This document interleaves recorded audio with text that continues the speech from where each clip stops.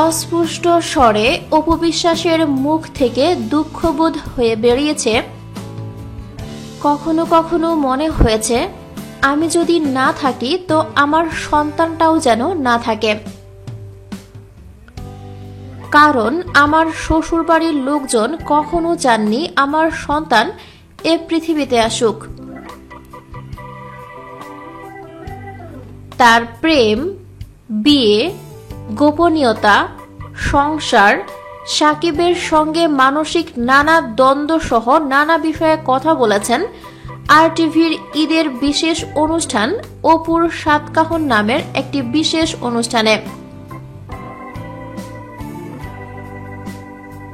শাহরিয়ার ইসলামের প্রযোজনা ও উর্মিলা শ্রাবন্তী করের উপস্থাপনায় অনুষ্ঠানটি প্রচার হয়েছে ঈদের তৃতীয় দিন বেলা ৫টা ৩০ মিনিটে।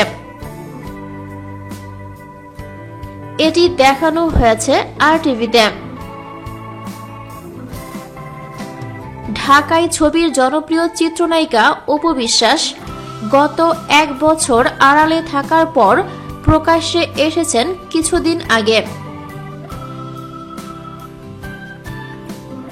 তারপর থেকে বিভিন্ন টিভি অনুষ্ঠানে অংশ নিচ্ছেন তিনি। এবার ঈদ উপলক্ষে নির্মিত এই অনুষ্ঠানে অংশ নিয়েছেন অপু।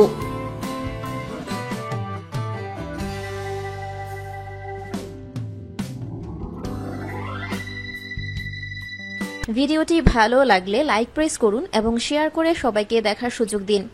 পরবর্তী আপলোড পেতে চ্যানেলটি সাবস্ক্রাইব করে আমাদের সাথে থাকুন। ধন্যবাদ।